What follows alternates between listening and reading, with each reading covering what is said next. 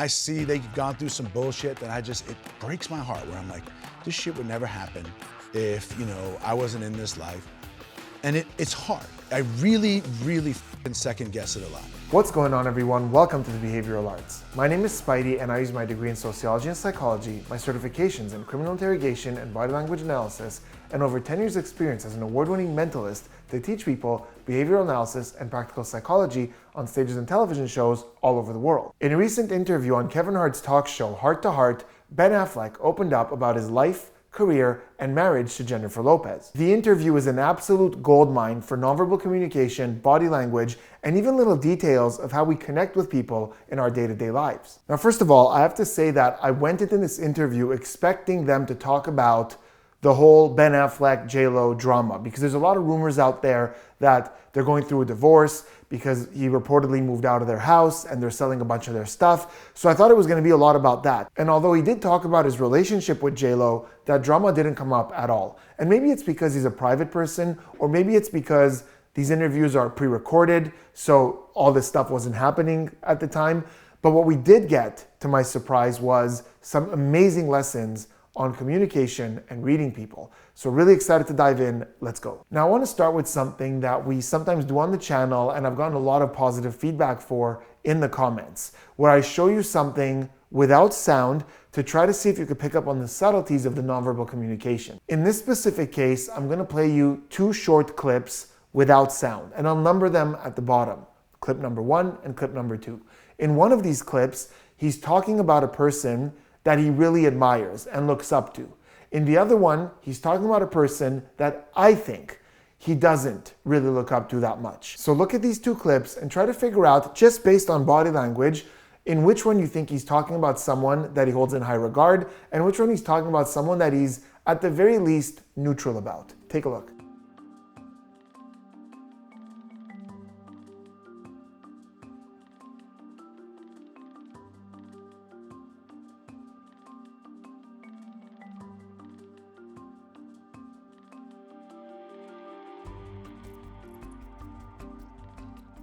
Okay, so there it was. If you need to go back and look at it again, just to be sure, go ahead and do that. But head down to the comments and let me know which of the two clips you feel he's talking about someone that he has respect for, that he looks up to, and which one he's talking about someone where he doesn't really have that same amount of respect. But more importantly, tell me why. What is it exactly in his nonverbal communication that led you down that path to that conclusion? Okay, so I'm not going to tell you quite yet which one was positive and which one was negative. We're going to look at the clips now, the longer versions with sound, because I want you to see in context what's going to happen to your read. Is it going to change? Is your confidence going to increase? So we're going to start with the first one. So in the first clip that you just saw, he was talking about his father. So we're now going to look at a longer version of that clip and see what his nonverbal communication can tell us about his relationship with his dad. My father was a guy who wanted to write and direct stuff, wasn't able to be successful. Was auto mechanic, bartender, custodian type work. And I think it was that thing of the father. It was like, I didn't view him as having failed because I didn't know what success was, but I knew he didn't want to make his living pushing a broom. Yeah. You know what I mean? He wanted to be, writing plays and doing stuff. And so I was like, I want to be able to say, I'm an actor. That means I made money, make my living that way. My 7th grade, went to their little field trip to the courthouse, and then my father was getting arraigned on that day. You know what I mean? I'm like, God damn. Older kids came back. 7th graders talking to me. I was 6th grade. I was all happy. I was like, my father's named Tim. They were like, we just saw him in jail. I was like, okay, so I want to start where a lot of my videos often start, which is the eyebrows, which is a body part that I pay a lot of attention to. And there's a ton of research that shows that as we evolve, we gain more mobility in the eyebrows because it helps us communicate a lot of things. And this is especially true for performers and actors. Because as the research has shown, the eyebrows really help us emphasize things or even connect with an audience. Actors get in the habit of using it a lot to really increase their performance and the amount of empathy that they show. So it's not rare to see actors who speak a lot with their eyebrows. And Ben Affleck is a great example of that. Throughout this entire interview, we're often seeing those eyebrows, often for emphasis, often when he says something that would surprise you to kind of match you on that surprise. He used it for social connection a lot. And these are all things that we use the eyebrows for. The other thing you'll notice about him is when he's just neutral, you notice that the lines on his forehead are quite pronounced. And this is very common for someone who uses those eyebrows a lot. So there's even a sign on his face that lets us know that he uses those eyebrows a lot. But notice what happens the moment in this clip he starts talking about what his dad did for a living. So we're seeing a lot of things happen, but one of the things we see is that those eyebrows stop moving. So he's saying that his dad he worked in auto repair, he did custodial or bartending work, and he's talking, but those eyebrows are uncharacteristically still. Now, keeping in mind that we often use the eyebrows to give importance to things, whether it's people or statements, in this moment, it seems like as he's talking about what his dad did, his face is communicating that there was nothing remarkable about this, nothing noteworthy here. This is also reflected if we consider his baseline with these gestures that are a lot more lower. So his hands are down here by his side, and he's kind of gesturing like this as he's talking about what his dad did, and he's kind of looking down here as he does this. Now, there's nothing wrong with that. There are people who would describe you things that they're very happy about like this. That's in their baseline. But for someone that we're going to see talk about someone else very differently, that we're going to see these bigger, grander gestures at some point, this down here, this kind of tame energy, is really going well with this lack of eyebrow movement. Just nothing remarkable here. Now, as we go on with that topic, we get a lot of clarity as to why his body language might suggest that he didn't have a very positive outlook on these jobs that his dad had. Because there's nothing wrong with any of those jobs. I have a lot of friends who are in auto repair and they love it. They're so passionate about it. And it doesn't seem like he was condescending the professions. There was just a lack of excitement about them. But we get a lot of clarity as he moves on to say that those jobs were not his dad's dream. His dad wanted to be a screenwriter. So if he was going to be an actor, he wanted to be an actor. That was going to be his entire job, and that's the contrast that we're seeing. There was a gesture there that when he started talking about his dad the second time really didn't belong. That kind of stood out to me that if I saw on mute, I would say doesn't match the rest of the energy, and it's when he made a gesture up here as he was talking about his father. But if you listen to the words he's saying, it actually makes perfect sense, because he's saying it's that thing of the father. And I didn't view him as having failed, and then he goes on with that. I think it was that thing of the father. It was like, I didn't view him as having failed because I didn't know what success was, but I knew he didn't want to make his living pushing a broom. But he's not saying my father. He's saying it's that thing of the father. I think he's talking about what a father is supposed to be. Like you're supposed to look up to the father.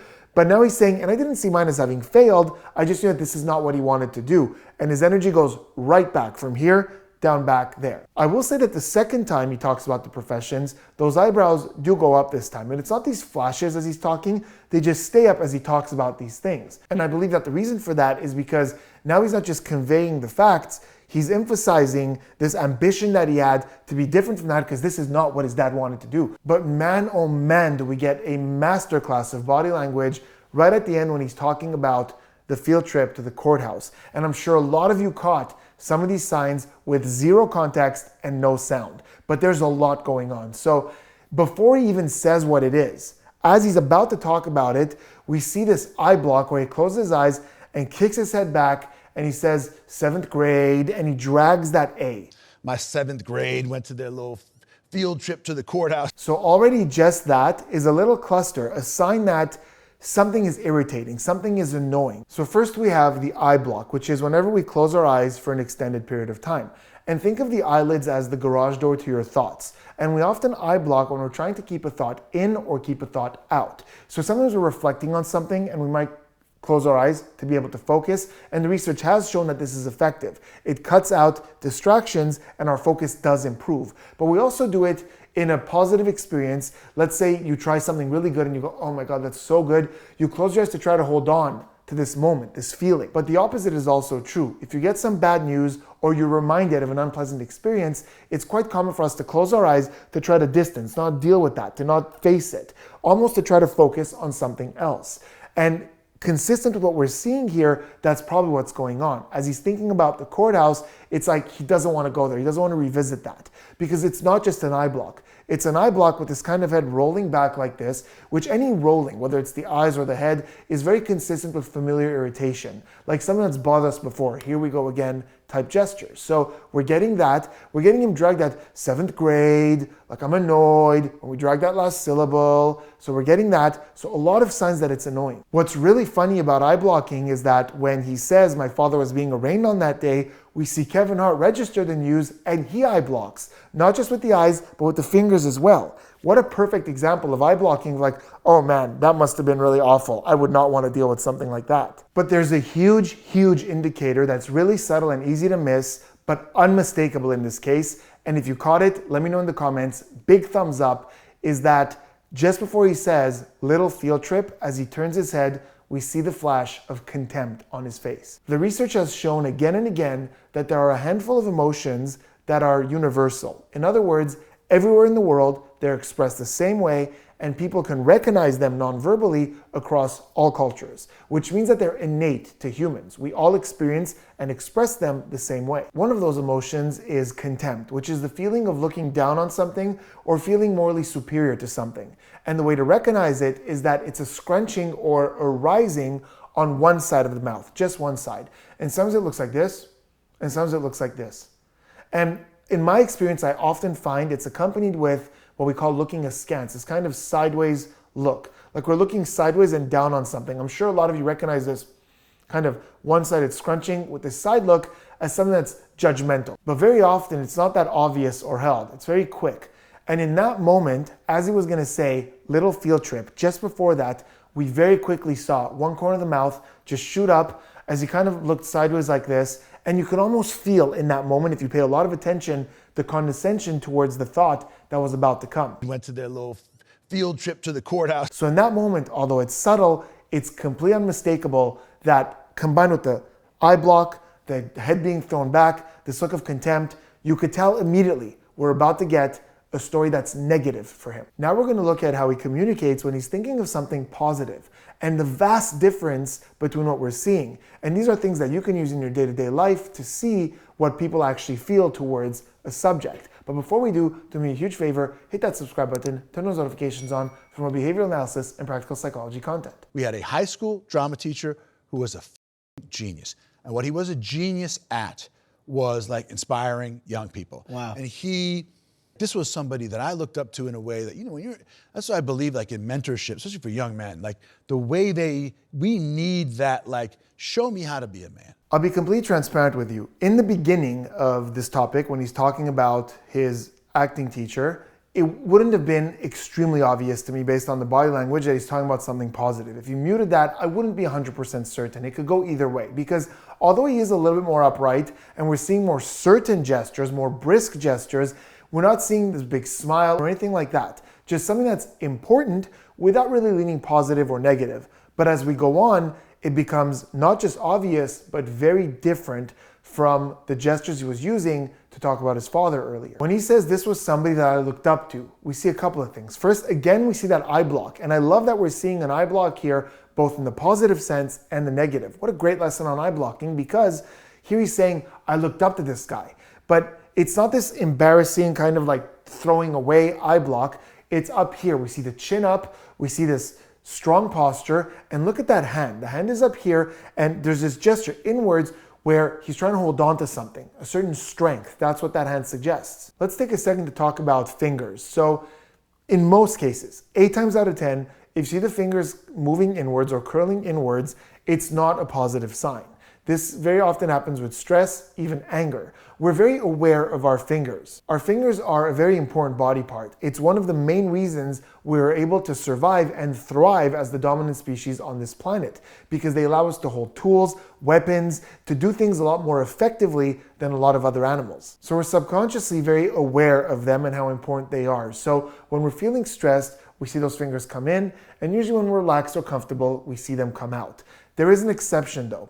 When we're expressing strength or capacity or a strong accomplishment, we might see the fingers come in. Like notice how someone might celebrate by going, yes, like this, or both hands like this. And in this moment, you could tell, even if you don't know what he's saying, that this gesture, because his chin is up, the eyes are closed, it's something strong he's trying to hold on to. This isn't angry. We're not seeing this scrunching, this anger. We're seeing this moment of pride in that moment. But the real key moment is when he goes, show me how to be a man. And we see this upwards gesture with his hand up here, like a pedestal, like he's looking up to someone. The best-selling book, What Everybody Is Saying, by ex-FBI interrogator and best-selling author Joe Navarro, is considered one of the most essential reads in body language based on research and decades of experience. I'll leave a link in the description to where you can get it delivered to your door, but in the book and in a lot of his work, he talks about gravity-defying gestures. These are upwards gestures that we see in moments of positivity and happiness. And this is just a really great thing to keep in mind. Usually positivity is upwards and negativity is downwards. And this is so deeply reliable that it's even in our language, right? Like, I'm feeling down or I'm feeling low is negative. On the other hand, cheer up, or I'm to the moon excited, or I'm on a high. So we use direction to talk about positive or negative feelings. And this is seen in the body language as well. What's really great about this moment is that this gesture is exactly the same gesture that he made earlier when he was talking about that father figure, like what a father is supposed to be, someone that you look up to. And here we're actually getting the words. That's why I keep saying this is such a gold mine for body language, because we're seeing that gesture, but now he's actually assigning words to them, letting us know what this gesture means so we could go back and see that in context, it made perfect sense. Okay, so in case it wasn't blatantly clear by now, in those clips that we saw in the beginning, the first one was him talking about his father, and it was rather neutral to negative, because he's talking about these jobs that he had because he couldn't write plays, and then that whole thing at the courthouse, which is rather negative. And then the second clip was a lot more positive about this person that he looked up to and gave him strength and a lot more positive gestures there. In this next clip, we're going to see a powerful psychological principle that you can use in your day-to-day life to multiply the connection that you have with someone, and it's such a beautiful example of it. So here they're talking about how when he was younger, him and Matt Damon would film videos of them trying different things in terms of acting. So how would this actor do this scene? So that's what they're talking about. What if it was Ben Kingsley playing the part and do the scene that way, doing our Morgan Freeman bit? I mean, I hope those tapes are long gone, because it's. I hope they're not. Not to see him and laugh at him, by the way, which I would. I hope they're not, because from what I'm hearing, you were extremely proactive. I just was a fan. I love movies. This was like, we thought about all day long. So here we have something that, when you can apply it, is a psychological power move. And it's the idea that if someone is having a confident moment and you agree and you jump on the bandwagon, it's good. But when somebody is having a low confidence moment and you disagree and build them up, that is priceless. We live in a world where a lot of people are out to prove something. So when someone's being a little hard on themselves or self-deprecating, a lot of people out there just kind of, go to mockery or kind of laugh along or something like that, especially for a comedian, by the way. Kevin Hart is a comedian. Right there, he could have made a lot of jokes there and taken the spotlight and made that moment funny and kind of joined Ben Affleck on mocking these early videos that he made. But what he did is the opposite of that. He said, no, hold on. As funny as that might be, it's a testament to your hustle, to how you persevered. So I would love to see those tapes. And look what happened to Ben Affleck. He came to life. In fact, it's the first time in that interview where he leans forward, his tone comes up, he comes to life. He's really excited in this moment. So this is just such a great tip to keep in mind for all kinds of situations. If someone's being a little self-deprecating or feeling a little self-conscious or insecure, and instead of taking that opportunity to jump on the bandwagon, you go, now hold on a minute, don't be so hard on yourself, because here's the positivity of that. I think it's actually great that you did that. That could go a really long way. You can also use the exact opposite of that, by the way, to know what someone really thinks of something. So here's a really easy example, but the applications are endless. Let's say I just got a new shirt and I really, really want to know if a friend of mine likes the shirt. So I can go up to him and say, hey, I got this new shirt. I think it's pretty nice. What do you think? And the easy answer there is, yeah, it looks great. Non-confrontational, just, go with the positivity. But if I really, really want to know if he likes it, I can go to him and say, I just got this shirt, but I think I'm going to return it. I'm not sure. I don't like the fit. See what he does with that. Because if he really likes the shirt, he would go, no, I disagree. I actually think it's quite a nice fit. And now we know that he really likes it, and not that he was just saying that to just go along with the positive. At the end of the day, my life's ultimately going to be my responsibility. That's the person that's going to have principal driver of the events of my life. Somebody said, all these resentments that you have, all these things that you feel were unfair, what was your part in it? I'm like, my part in it. That's the point. Yeah. But you look at everyone and you go, well, yeah. I guess if I hadn't have, gotten business with that dude, because if I hadn't gone out. Okay, first off, I have to say, I just love that advice. It has nothing to do with behavioral analysis, but in a world of blame shifting and entitlement, this idea that, how did I play a role in this? What could I have done different, or what could I do different moving forward? I think is such a great way to look at things. I also think it's a huge testament as to why he's as successful as he is as an actor, director, screenwriter, because he pushes himself through those moments to go, okay, no, it's not their fault. You have to figure this out. This is something I often see in successful people, to where they take accountability and try to figure out what they can do different. So put a pin in this. This idea that he's saying that instead of trying to see what's wrong with everyone else, he tries to see professionally what's wrong with him and what he can do to change situations that weren't the way he anticipated. Another amazing moment here, which contributes to this being such a great interview for body language, is when he talks about how it used to be that, somebody might ask him, what part did you have in this? And he goes, my part in this. And he's talking about how at the time, he thought he had nothing to do with this. He had no part in this. He's looking down on that question. We see that expression of contempt as he's really exaggerating how he felt towards that. And what's crazy is earlier when he made this expression, it wasn't intentional. He wasn't trying to express how ridiculous he found this. But in this moment, as he's trying to communicate that, we're seeing that same gesture that was much more subtle earlier, but it's the same gesture. It's that same contempt. First of all, I'm also a little bit shy. I also don't like a lot of attention. This is why people see me and they're like, well, this dude always mad. He's always bored. Because somebody has their camera and sticking it in my face. This is not what I feel like doing. I don't want to be bothered. Yeah, and also because I'm with my kids and you're taking my picture. And I may be angry that you're around my child. I don't mind. You take my picture, come out of a club or premiere or whatever, my wife, I don't give a Go ahead, knock stuff out, I don't notice you. But with my children, that's a different thing. Well, the perception of anger comes from a photo. What I'm doing at that time and where I'm at, I'm actually trying to enjoy my person. So Kevin Hart touched on something there at the end that I think is quite important, and it's how much you could tell from a picture, right? Because quite often people send me a picture and go, hey, what does the body language tell you in this picture?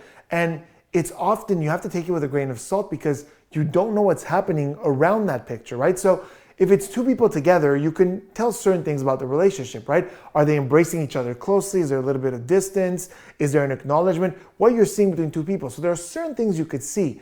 But if you see an expression, like someone is in a picture and they don't have this great big smile, well, you don't really know what just happened. Maybe they just got some bad news, or maybe they were caught by surprise, or maybe they're looking for something, or you don't know what's happening. So yeah, you could tell, like, okay, this person isn't really happy in this moment, but it doesn't mean a whole lot about the person, just about that moment. What I found really funny about this case is how Ben Affleck goes, people see the pictures of him and go, this dude is mad. And then he just kind of goes on to confirm that, yeah, he's mad. Because it kind of seemed like in the way he was setting it up, he was going to say, this dude is mad. But no, I'm not mad. It's just, I'm just casual. That's my face. But that's not what he says. He says, I'm with my kids and it bothers him when they take pictures of him and his kids, just confirming that, yeah, he's mad. Which is fine, by the way. He's totally allowed his privacy. And I would imagine it gets really irritating when they're constantly trying to take pictures of his kids who he doesn't want in that limelight. Behaviorally, again, in the beginning, some amazing stuff. So as he's talking about him being shy and how he doesn't like the attention, we see again that eye block. So again, in this case, because of that cringe and that backing up, so it's just so great how we're seeing all kinds of eye blocks here. But this one with those behaviors, again, it's I'm shy, I don't want this, I don't want to be in the spotlight that much. And at the same time, we see the hands come up and come in, and like I said earlier, we see the fingers come in, and it's not this gesture of strength up here like we had earlier. We're seeing in this retreating, his fingers are retreating as well, which is a perfect example of what I said earlier, how in moments of stress or even anger or discomfort, those fingers come in. We're very protective of those fingers. People are projecting something onto me that I don't feel about myself at all. Shit came easy to this dude, or people like, for a long time, they'd be like, this guy's a frat guy. I've never been in a fraternity one day in my life. Never once been inside a fraternity. Nothing against it. How can I have anything against it? I've never been there. But I don't know why you are all saying I'm a frat guy. Okay, that clip generated a lot of thoughts in my head, and I'm going to try to keep it concise, starting with this. So, reading people is obviously a huge part of my life. As a career, I get on stages and I read people and tell them things about themselves for entertainment. But I also teach it. And one of the things that I very often say is when someone tells me that, a lot of people think something about them, but they're wrong. Like a lot of people think that this person is pretentious, for example, but they're wrong. The person doesn't feel that way. They don't think that way. I tell them, they're not wrong. You're wrong. Because our personal opinions of ourselves is one person's opinion. But if a whole bunch of other people are seeing something else, there might be something there. So someone may not feel pretentious or standoffish. That's not how they feel, but in their behaviors, that's what's coming off. And that might be important because our behaviors and what we put out in the world is as much part of our identity as how we feel internally. So you may not feel that, but you're certainly putting something out there. So most people who are publicly criticized or disliked by the masses, and there's a lot of great examples of people like that on this channel, they're not trying to be that way. They think they're being nice or pleasant, but a lot of people are seeing something in their behaviors or in the way that they come off, and that has a lot of merit. So here when Ben Affleck is saying that, you know, all these people think that things came easy for me or that I have this, you know, I'm a frat boy, this is what I put out, but they're wrong. It's interesting to me because, well, if a lot of people are saying it, you might be putting something off that gives that impression, that gives that vibe. So yes, of course, as a matter of fact, they could be wrong in the sense that he's never been in a fraternity, but I don't think most people, when they say he's a frat boy, are talking about something he did, but more of a vibe. He has that frat boy vibe. That's the conversations I've heard. And if that many people are seeing that, there might be merit to that, something that he's putting out in his attitude, in the way that he communicates, that is giving off that impression. What I find really, really interesting is that minutes ago, we saw him talk about how when there's something he doesn't like in his career or something didn't go the way he wanted to, he stops and thinks about how was I responsible for this? What could I do different? Or, you know, I'm the principal driver of my life.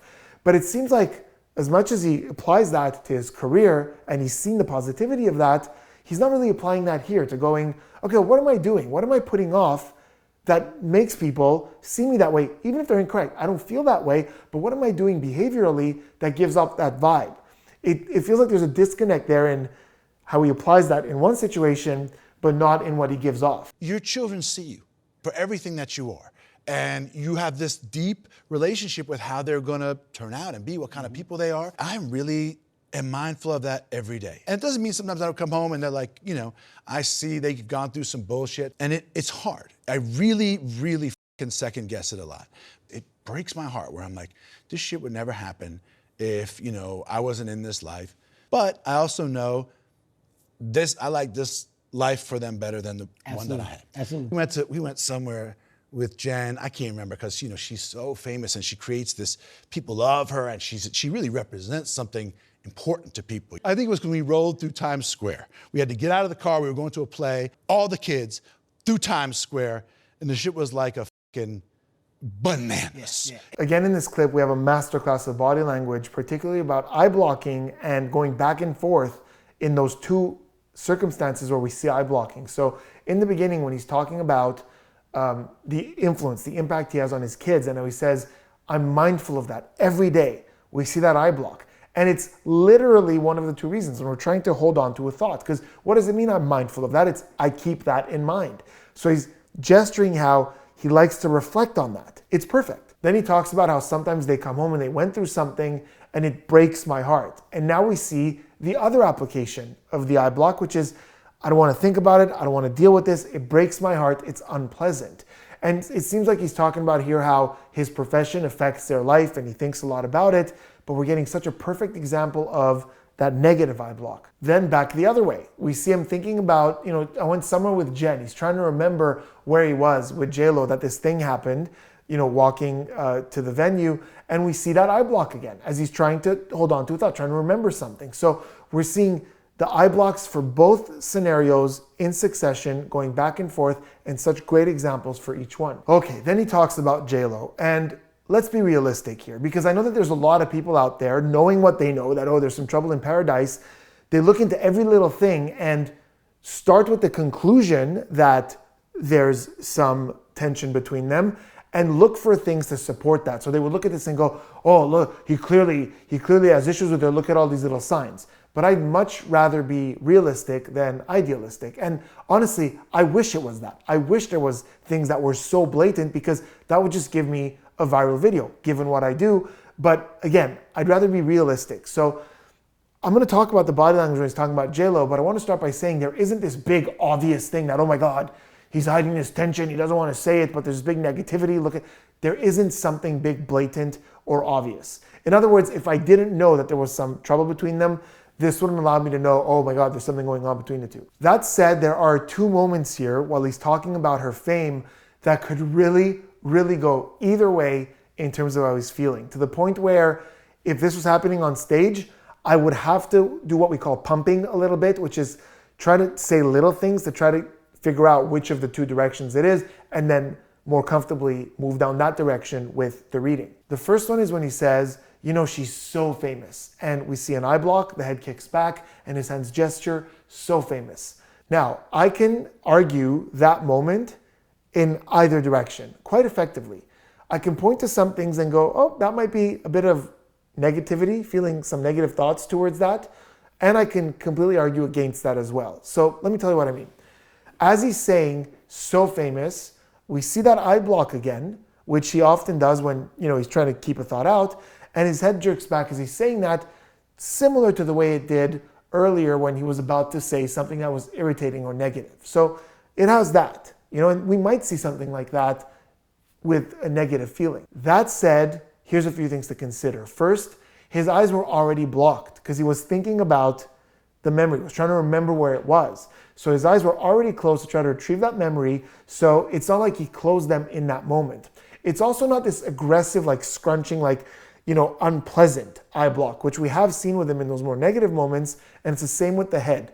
Earlier, we had this kind of rolling of irritation. Here it's this upwards kickback with the chin, almost doing a gravity-defying gesture. So this could really be a moment of emphasis of she's so famous. And with the words, I think that's what it is. I don't think this is a negative feeling. I think he's just commenting on her level of fame. Then he says she represents something important to people, and we see the hands go into fists and slam down on the arms of the chair. So a few things here. First of all, the word choice. She represents something important is a bit of a distancing language because it's not saying she is important to people, he's saying she represents something important to people. So the important thing is what she represents. Now this could be nothing. This could be him just trying to talk in a fancy way, you know, use nice words the way frat boys tend to do. And that's just the way he chose to say it. I don't see it as this malicious choice of words that's purposely distancing. He's just saying she represents something important. It's nothing bad. And at the very same time, we see those fists slamming down. And again, this closing of the hand is a gesture we've seen with him in moments of strength and positivity, but also moments of defensiveness. I think in this moment, for me, it feels a lot more like that moment of strength when he was talking about his teacher, because we had that fist and we had this kind of little shake like this to symbolize it, and it looks like strength. And it does here too. We're not seeing this cringe. We're not seeing anything else in the body that suggests that he's uncomfortable with the thought of her level of fame or how big she is, because it's easy to think that way, because he was just talking about how he's shy and he debates with the kids if, you know, this life might have negative repercussions. So it's easy to see how he would feel a certain way about that level of fame. When people go crazy about her and it's really in the spotlight, we could see that there would be a bit of discomfort there. And maybe there's a subtle element of that here, like there's a little bit of frustration hidden in that strength that he feels towards this level of fame or this lifestyle. But overall, I think this is just a comment on her level of fame, how she's so famous and represents something important, and there's strength to that. And I've seen a lot of commenters out there on social media talking about this interview, looking for those signs that there's obviously something wrong, but I don't think that this is an overwhelmingly negative moment at all. I think it's just a comment on her level of fame. To conclude and to clarify, I do believe that there is a difference in the way that she historically has embraced the spotlight and being in the public eye, and the way that he seems to want more privacy. You know, he talked about being shy, but even in the body language, we saw some discomfort around the idea of being in that spotlight or having his kids in that spotlight. I can see how that kind of difference would cause friction within a relationship, but I'm not claiming I have any details about their relationship, nor do I think that we saw any massive negative signs within this interview. What we did see is some really great body language. Moments where he vocalized how he was feeling, and we saw certain gestures, and then we saw those same gestures elsewhere when they were a little more unconscious. And it allows us to know, okay, he might be feeling this, he might be thinking that. And I just thought it was a really great example of that. But let me know in the comments what you thought of this whole thing, and I'll see you on the next one.